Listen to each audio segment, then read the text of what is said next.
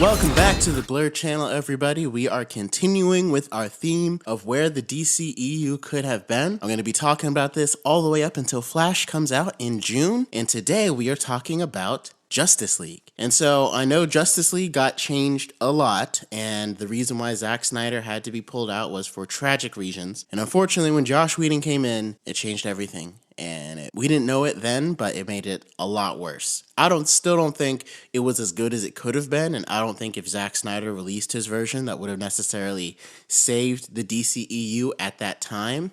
However, I'm going to go over what I think worked with it, what didn't, and how I would have done the plot for Justice League. So first off, I would have called this movie Justice League Age of Heroes. I feel like that fits very well. We just had Aquaman released in 2014, and we had Wonder Woman released in 2015, along with Batman vs. Superman. So now we're actually in 2016, a whole year earlier, with the DCEU, with Justice League, because this time DC hired different directors to direct each movie instead of having Zack Snyder do the whole thing.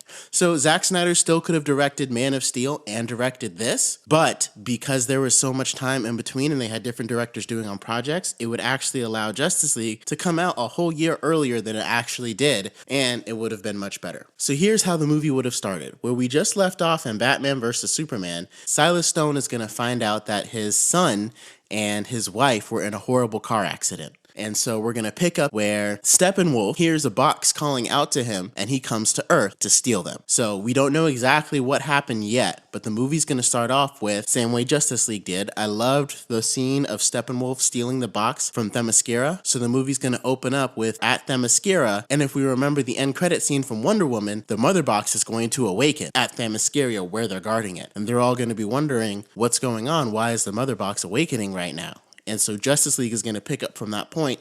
Steppenwolf is going to arrive, fight the Sisters of Amazon, fight the Daughters of Amazon, and eventually make off with the box. And then that's when they're going to light the ancient warning fire. And then Wonder Woman, who's still in the world of man after World War I, she's been living there as a archaeologist, painter, working through history, kind of in the background, but still with the world of man.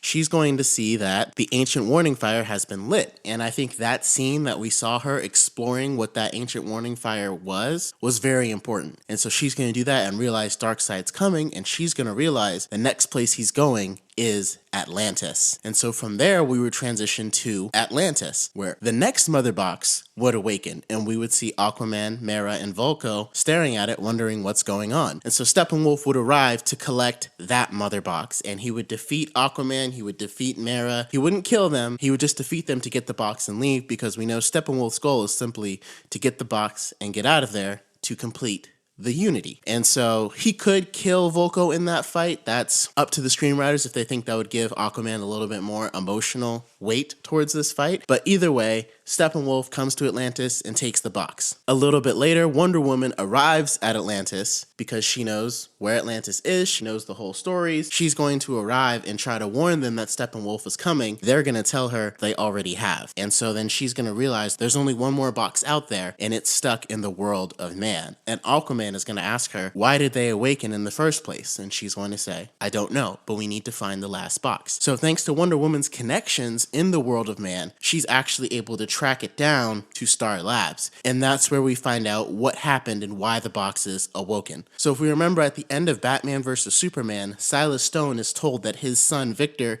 and his wife were in a deadly car accident. She died and he was barely clinging onto life, about to die. So Silas, full of desperation, knowing that Victor is barely alive, he would steal him into his lab, and Silas Stone is the one who awakens the mother box using technology and unleashes it on his son. This turns him into Cyborg, saves his life, but he's literally combining his son with an alien technology that he does not understand. And to me, this is the best reason as to why the other mother boxes would have awoken, and Steppenwolf doesn't have to interrogate different people to find them. Basically, they've been dormant for years, but when Silas Stone awakens it to save his son, it awakens the other one, and that calls out to Steppenwolf. And so Steppenwolf comes to Earth to fulfill it for Darkseid's legacy. So to me, that is the simplest and the easiest way to explain why the mother boxes awaken. I didn't really get the Superman's death thing because Superman was only Superman for a short period of time at this point in the DCEU. So anyway, to me, the best explanation is Silas Stone awakens the box using technology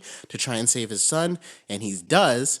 But now Victor believes that he's a monster. We would see all the scenes of Victor being a Gotham College star quarterback. We would see him looking in the stands to see his mother there, but not seeing his father. And that whole emotional conversation that they had, that was all very important. And for Joss Whedon to take that out, I don't understand why he did that. Love what he did on Avengers, but that was a poor decision. Because this movie is essentially going to be a cyborg origin story. So anyway, that's why Steppenwolf is attacking now, because the mother box was awakened by Silas Stone to save his son. And so Steppenwolf is still ahead of Aquaman and Wonder Woman. So Steppenwolf, again, because the box is awoken, it's going to be easy for him to find the one at the world of man. Now, if you remember, Batman versus Superman, they're not expecting Steppenwolf to come. They don't know that he's here. So Steppenwolf comes and easily gets the box. The only person around is maybe Martian Manhunter and Flash. They can't defeat him. Neither can Batman. And Steppenwolf escapes with the box, goes to this toxic area in Russia, just like in the movie, to set up his fortress. And so now Wonder Woman and Aquaman would arrive and meet Flash and Martian Manhunter and Silas Stone. And they could just meet Silas Stone and he could bring the other ones together because Silas Stone has met all of the heroes. But then they're going to realize Steppenwolf is here to finish Darkseid's mission that he did 5,000 years ago. And so they're going to call Batman in as well. And Wonder Woman is going to explain what happened with the boxes during the first time that they were brought to Earth. And we would see that whole fight scene. I thought that fight scene was great. I think they should have used Poseidon in that fight, maybe used Hades in that fight as well as part of the old gods that resisted Darkseid, because that was before Ares had killed them. Because I also think that during that battle, at the end of it, we could have just seen Poseidon giving the trident of Poseidon to Atlan. And Aquaman could mention that as part of the lore as to how Atlan got Poseidon's trident, because the old gods helped them defend against Darkseid, who is the new gods. So anyway, they tell the story about how they all banded together, and they're all going to realize that they need to team up in order to defeat Steppenwolf, and they need Cyborg's help in order to get inside the mother box. So they're going to recruit Cyborg, who's not thrilled about it, obviously, but he understands that the world is going to explode.